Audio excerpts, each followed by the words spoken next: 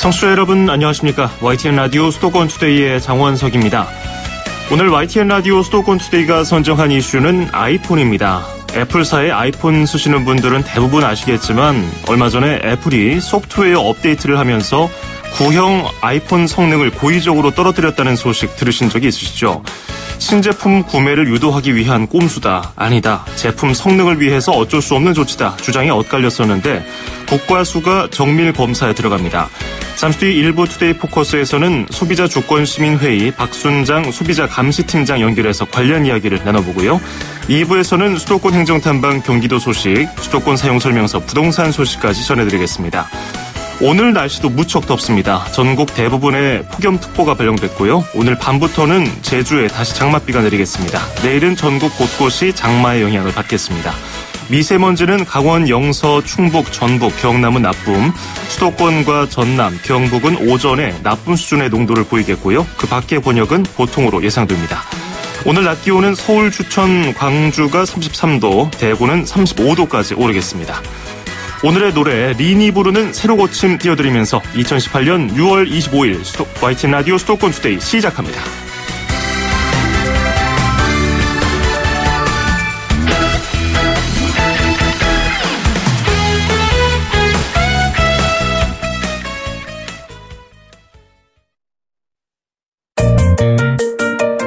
음악과 수도권 뉴스가 한방에 수도권 전문 방송 수도권 투데이.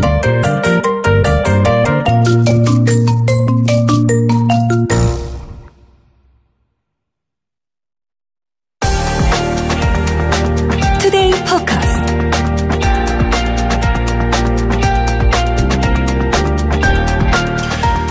애플사가 아이폰의 운영체제 업데이트를 하면서 구형 아이폰의 성능을 고의적으로 떨어뜨렸다는 의혹에 많은 이용자들이 불만을 드러냈죠. 소비자들은 애플이 신제품을 팔기 위해서 구형 아이폰의 성능을 일부러 낮췄다는 주장을 하고 있는데 애플 측은 오래 사용한 아이폰 제품의 멈추는 현상을 막으려고 성능을 낮췄다고 공식 입장을 밝혔습니다. 이런 상황에서 현재 국내외적으로 집단 소송이 진행되고 있는데요. 우리나라 역시 손해배상 청구 소송 참여 인원만 6만여 명에 이르고 있습니다. 경찰이 국립과학수사연구원에 아이폰 정밀 검사를 의뢰했습니다. 국과수가 이 논란을 잠재울 수 있는 결과를 내놓을지 관심이 모아지고 있는데요. 소비자 주권시민회의 박순장 소비자 감시팀장과 함께 이야기 나눠보겠습니다. 박 팀장님 안녕하세요. 예, 안녕하세요. 네. 국립과학수사연구원이 아이폰 6와 7의 고의적인 성능 저하를 밝혀내기 위해서 정밀 검사에 나선다고 하는데 여기까지 오게 된 과정에 대해서 좀 설명 좀 부탁드리겠습니다. 예. 이 사건이 사실은 작년 1월 18일 날 서울중앙지검은 이제 애플사의 팀쿡하고 다니엘 디시코비 상대로 이제 재물손괴죄하고 컴퓨터에 의한 업무방해죄로 고발을 했잖아요. 예. 그래서 이제 이 사건이 서울 강남경찰서 수사 지휘가 내려가 있는데요.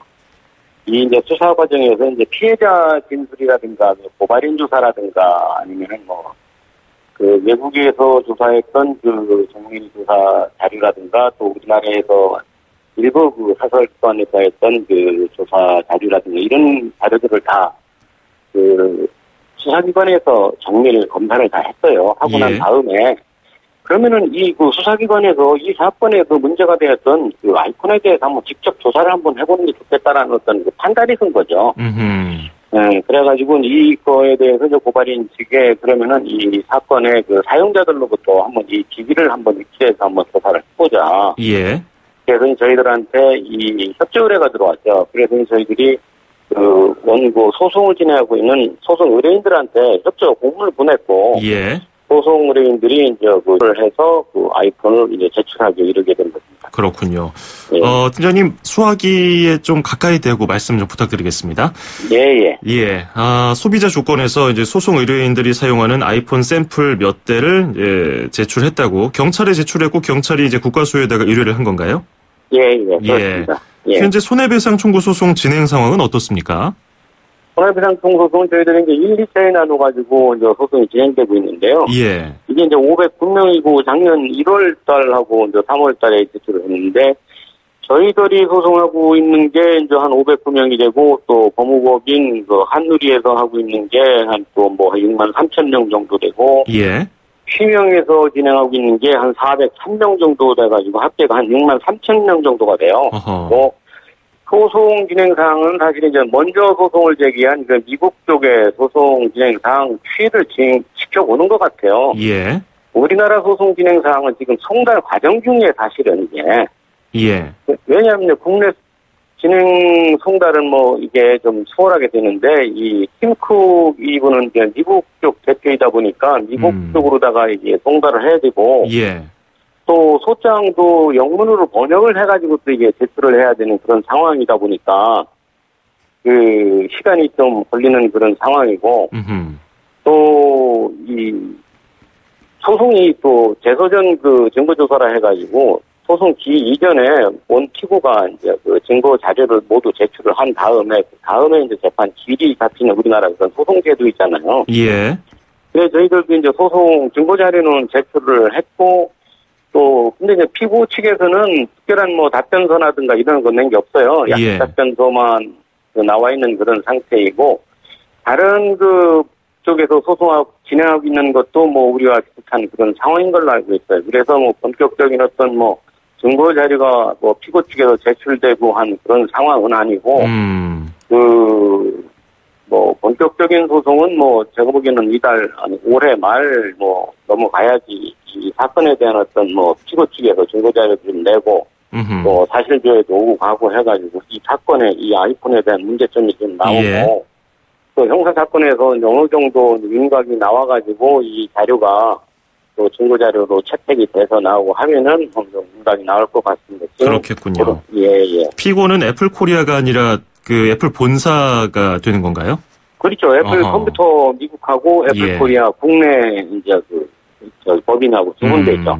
예. 다른 나라에서도 소송을 진행 중인데 다른 나라에서는 우리랑 비슷하게 소송을 진행 중입니까? 아니면은 좀 그렇죠. 방식이 아니요. 다릅니까? 다른 나라도 똑같죠. 다른 나라는 뭐 소송 진행 제도가 우리 외국에는 이제 집단 소송 제도라는 게 있어가지고 예. 뭐 한두 명이 원고가 되는 상황이고 피해자 그 다수에게 똑같은 효과가 발생하는데 우리나라는 어떤 그런 소송 제도가 없어가지고 피해자 개개인이 모두 소송에 참여하지 않으면은 그 피해자 개인의 손실에 대해서 보상을 받을 수가 없잖아요. 그렇죠. 예, 그래서 이제 미국 같은 데는 그 뭐 원고가 뭐 한두 명, 세네 명인 경우가 있고, 예. 또 그런 식으로 소송을 해도 다수의 그 피해 보상을 받는 뭐 그런 경우인데, 미국은 소송이 한 뭐 중간선 쪽으로 진행이 돼 가고 있는 걸로 알고 있어요. 아직 그 미국 쪽에 저희들이 이제 소비자단체 이런 쪽하고 같이 공유를 하고 있는데, 예. 그쪽에서는 뭐 이 지지에 대한 측정이라든가 정밀 검사라든가 이런 부분은 실시를 하지 않는 걸로 알고 있어요.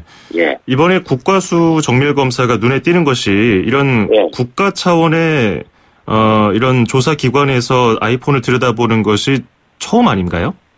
처음 이게 세계 최초죠. 예. 왜냐하면 미국 쪽에서는 일반 그 사설기관 쪽에서 지금 우리가 그 증거자료를 제출하고 기했던 게 이게 미국 쪽에 이제 사설기관에서 검사를 했던 거거든요. 예. 그래서 이제 이 아이폰이 좀 문제가 되고 부각이 됐던 거고 그게 다 모두가 이제 사설기관에서 그 정밀 검사를 한 거지 뭐 국가 차원의 어떤 뭐 공공기관에서 했던 거는 아니거든요.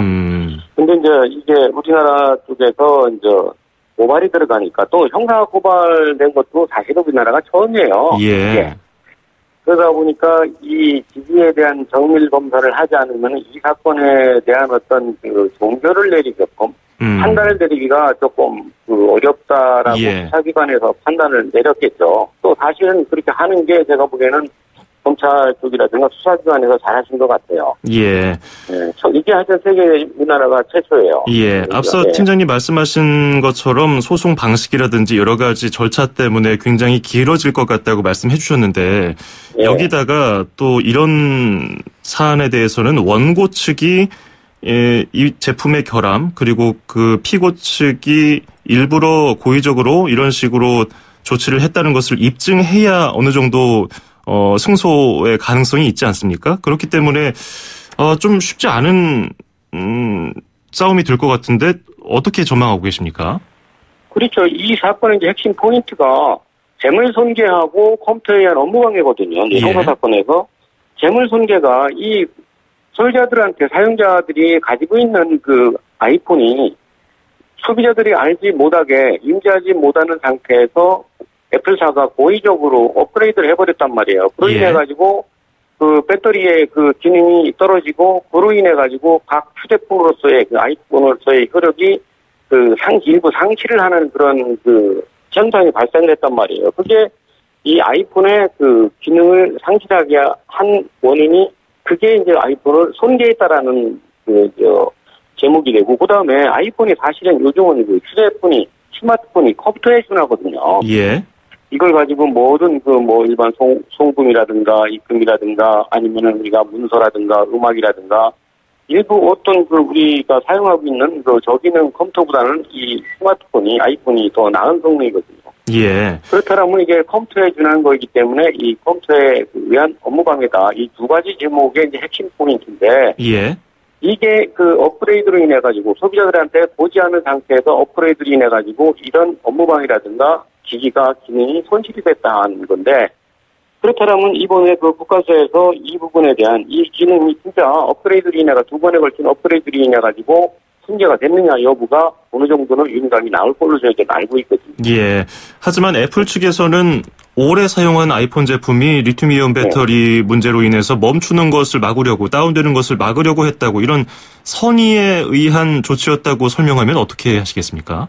그것도 사실 그렇다면은 그런 부분을 그 소비자들한테 알려줬어야죠. 예. 이렇게 업그레이드를 하면은 이 배터리 기능이 그 다운이 급속도로 되면서 그 배터리가 갑자기 나갈 수도 있고 또 각종 어플이라든가 기능이 안 될 수도 있고 정지가 될 수도 있다라는 걸 사전에 고지를 해줬어야 되는 건데 그런 고지 사실이 없었거든요.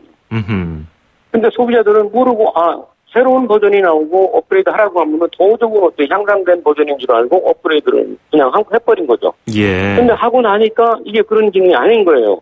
갑자기 배터리가 툭툭 떨어지고 그로 인해가지고 배터리가 그냥 핸드폰이 전원이 나가버리고 나가지 않으면은 각 기능들이 정지되거나 느려지거나 그런 현상이 계속 발생한 거죠. 예, 고지할 의무를 저버린 그런 행위였다고 지금 말씀해 주셨는데. 그렇죠. 예. 그러면 이제 국립과학수사연구소에서 정밀 검사 결과가 나오면 그 결과에 따라서 앞으로 소송 전략들도 많이 달라질 텐데 앞으로 어떻게 대응해 나갈 것인지 계획 좀 부탁드리겠습니다. 예, 저희들은 일단은 기존에 미국 쪽에서 정밀 검사한 정밀 검사 자료가 이제 몇 가지가 제출이 된 상태이고요. 예. 그 다음에 이제 국내 사설기관에서도 검사한 자료가 두 가지 된 게 있고, 또 피해자들의 피해자 진술 관계 자료도 제출이 된 상태이고, 또 요번에 이제 국가수의 정밀 측정 검사 자료가 나오다라고 하면은 세 가지 제목으로 저희들이 고발을 하였는데, 그중에 한두 가지 제목에 대해서는 저희들이 자신이 있다라고 그렇게 바라보고 있거든요. 그렇다면은 이 증거자를 토대로 해서 민사소송에서도 증거자료가 채택이 된다라고 하면은, 민사소송에서도 어느 정도 애플 측에 배상 책임이 발생할 거라고 저희들은 보고 있습니다. 예, 알겠습니다. 오늘 궁금한 점들 많이 설명 잘 들어봤습니다. 고맙습니다. 예, 감사합니다. 네, 지금까지 소비자주권시민회의의 박순장 소비자감시팀장이었고요. 1부 여기서 마무리하면서 캐런 애니 부르는 Not Going Anywhere 듣고 2부에서 뵙겠습니다.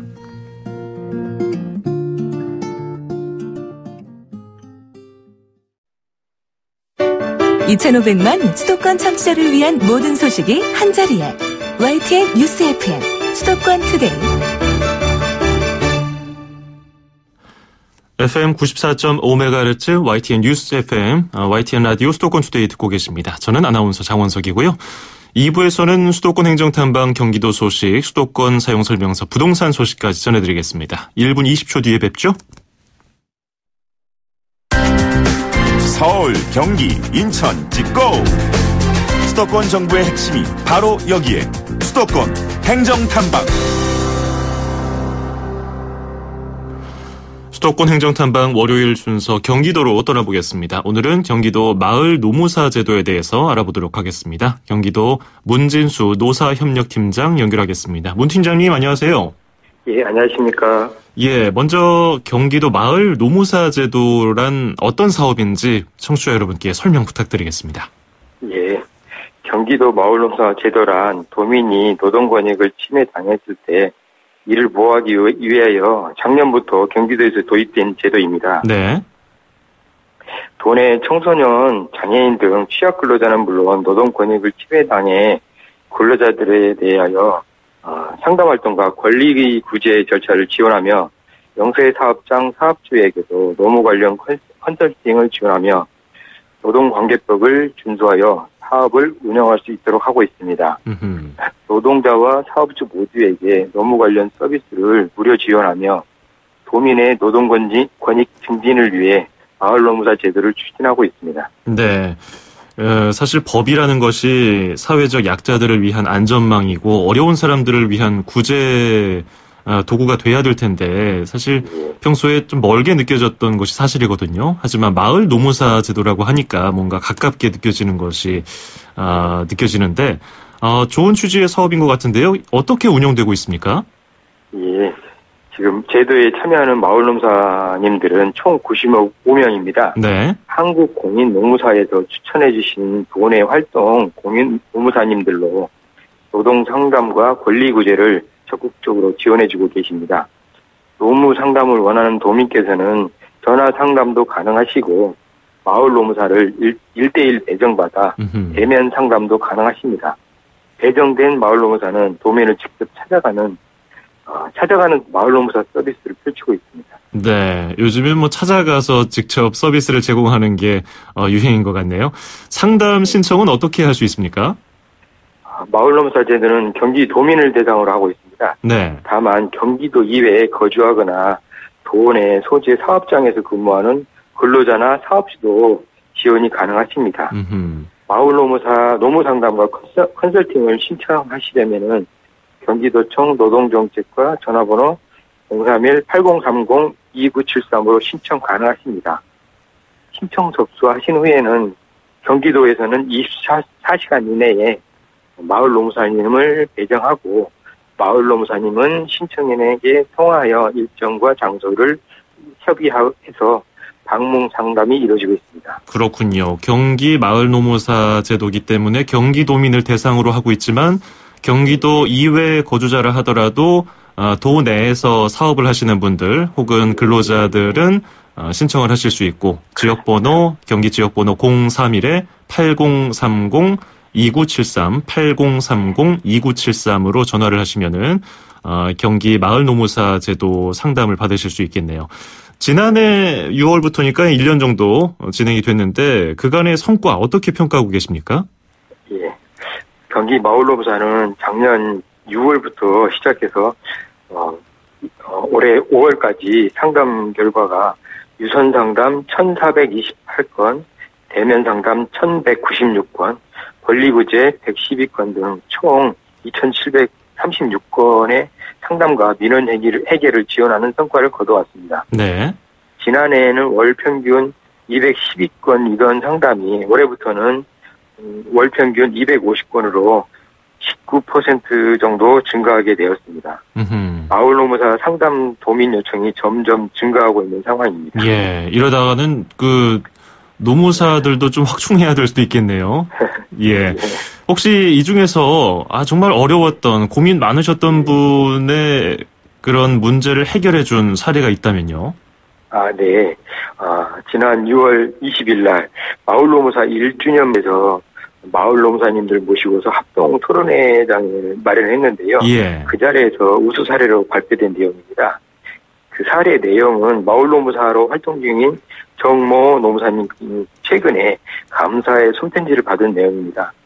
편지 주인공은 정신장애 상급 장애를 가지고 계신 분인데 10년 가까이 경기도 모초 음식점에서 오토바이 배달을 하다가 작년 6월에 승용차하고 추돌 사고가 발생해서 부상을 당했는데 민원인은 산재보험 처리를 원했지만 그 사업주께서는 자동차 보험으로만 처리를 마무리하려고 하고 있는 상황에서 그 민원인은 어느 분한테 여쭤보든가 해결 방법을 몰라서 당황해 하셨는데 다행히 경기도 마을 노무사를 알게 되셔가지고 요청하게 되신 내용입니다. 예. 배정받은 마을 노무사님께서는 그 병원으로 직접 가셔서 상담하시고 상황을 파악하셔서 산재보험 승인도 받을 수 있게 하셨고, 정신장애를 이유로 임금 산정을 제대로 하지 않은 것도 밝히셔가지고 휴업급여, 장애급여, 지금도 정상적으로 받을 수 있게 하였습니다. 이 사례를 보시면은 장애를 이유로 노동 권익을 침해당한 노동자의 권리를 보호받은 사건으로 마을노무사제도의 필요성을 확인할 수 있는 사례를 하겠습니다. 예, 정말 그나마 다행이네요. 다치신 것은 정말 안타까운 일이지만 이후에 산재 처리가 됐고 억울하게 권리를 보호받지 못할 수 있었으니까요. 앞으로 이런 그 제도를 이용하는 도민 수가 계속 증가할 것 같은데 추진 계획은 앞으로 어떻게 갖고 계십니까? 예, 마을노무사 제도를 이용하는 상담원수가 조금씩 증가하고 있는 것은 그 도민이 노동 권익 보호가 꼭 필요하고 앞으로도 크게 도민에게 기여할 것으로 믿고 있습니다. 노동 부당한 해고, 임금 체불, 직원 관리 등의 어려움을 처해도 비용 문제로 부당함을 감수하거나 어디에 도움을 청할지 모르는 취약 근로자나 영세 사업주가 없도록 마을 노무사 제도를 보다 확대해 나갈 계획입니다. 예, 끝으로 경기 도민분들께 한 말씀 하신다면요? 예, 경기도 마을 노무사 제도는 많은 어려움이 있지만 참여 노무사님들 도움을 받고 그리고 관련 기관을 도움을 얻어서 안정적으로 추진하고 있습니다. 앞으로도 경기도는 도민의 노동권익 보호와 증진을 위하여 많은 노력을 기울일 것입니다.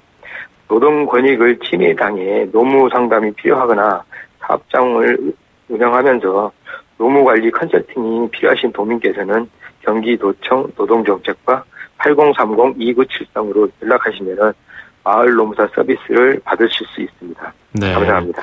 네, 경기 지역번호 031-8030-2973, 8030-2973입니다. 오늘 말씀 잘 들었습니다. 고맙습니다. 감사합니다. 네, 지금까지 경기도 문진수 노사협력팀장이었습니다.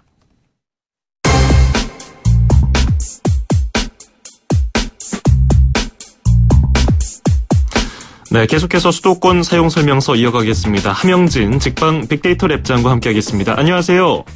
예, 안녕하세요. 예, 지난주에 또 큼직한 제도가 공개가 됐는데요. 대통령 직속 정책기획위원회 산하 재정개혁특별위원회가 종부세 인상을 앞세운 부동산 보유세 개편안을 공개했는데 어떤 내용이 주로 담겨 있었습니까?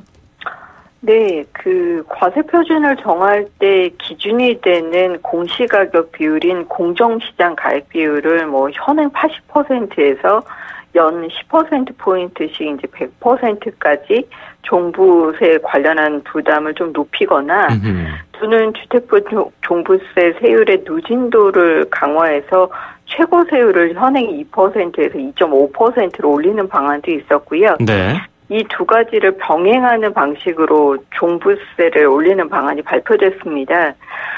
개정특위가 발표한 이제 종부세 인상 단기 개편 방안이 이제 총 한 4가지 시나리오로 나타나고 있는데요. 1안이 공정시장 가액 비율을 인상하는 거고, 2안이 과표 구간별 누진세율을 인상하는 거고, 3안이 공정시장 가액 비율과 세율 인상을 함께 하는 것이고요. 4안 같은 경우는 이제 1주택자는 공정시장 가액 비율만 인상하고 다주택자는 세율과 공정시장 가액 비율을 함께 인상하는 차등 방안이 발표됐는데요. 이 중에 어떤 것이 될지는 조금 더 지켜보셔야 될 것으로 보여집니다. 그렇군요. 네, 보유세는 재산세 그리고 종합부동산세 두 가지 종류로 나뉘는데 이번에 세제 개편안에는 종합부동산세에 집중됐어요. 이건 어떤 의미가 있다고 봐야 할까요? 그렇습니다. 일단 종부세는 일정 기준을 초과하는 토지랑 또 주택 소유자에 대해서 이제 국세청이 별도로 누진세율을 적용해서 국세를 부과하는 제도입니다. 예. 부동산을 보유한 납세 의무자 모두에 대한 과세 강화라기보다는 사실상 이제 수도권 보유자 그리고 고가 부동산 그리고 부동산 과대 보유자에 대한 세금 강화라든지 부동산 투기 억제 정책 목적이 집중되어 있다고 봐야 될 것으로 보여지는데요.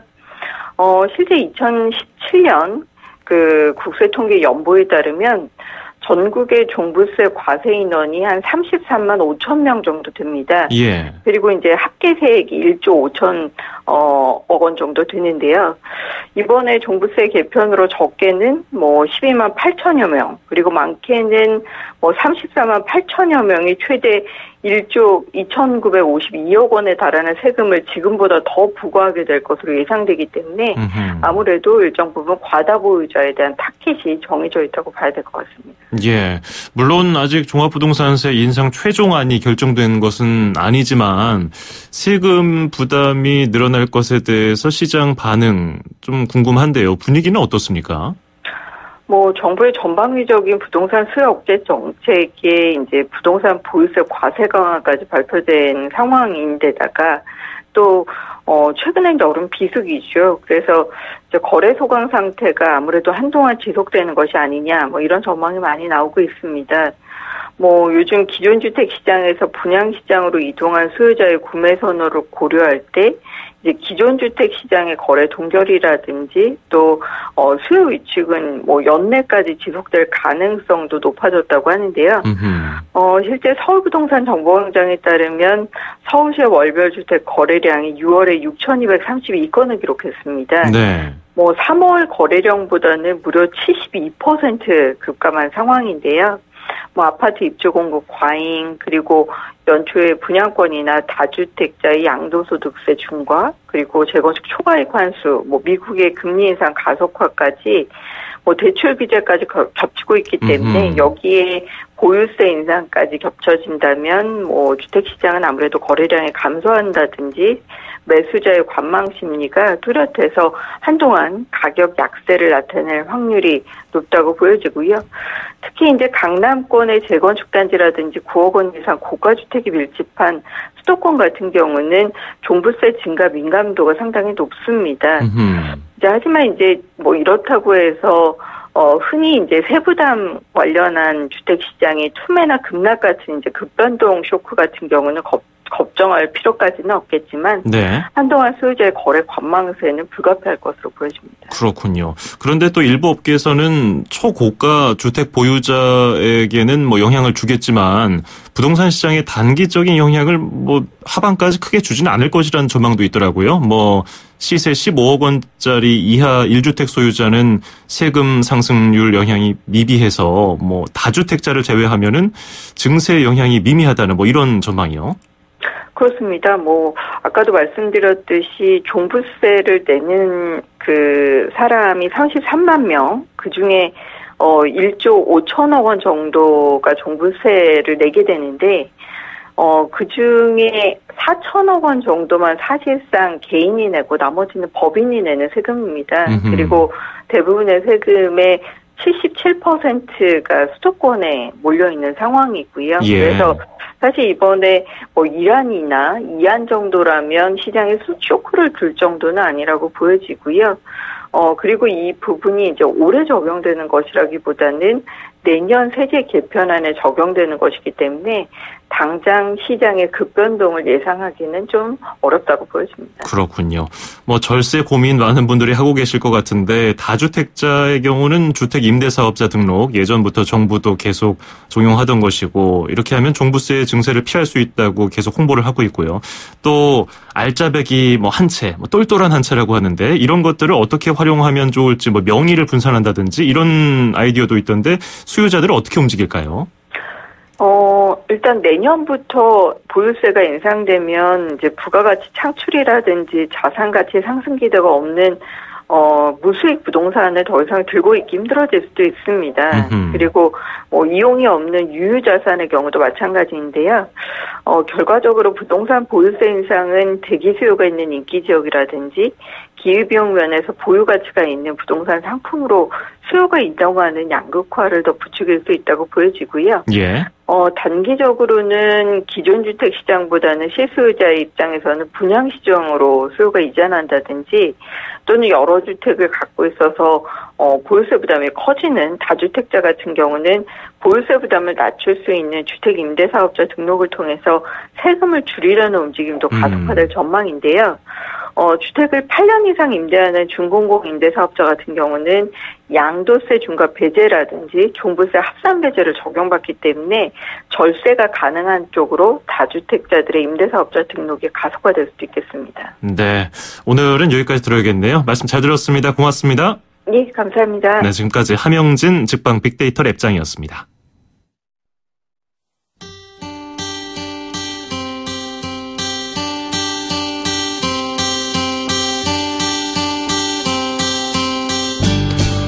(6월 25일) YTN 라디오 수도권 투데이에서 준비한 소식은 여기까지입니다. 끝으로 밴드 브로콜리 너마저가 부르는 변두리 소년 소녀 띄워드리면서 인사드리겠습니다.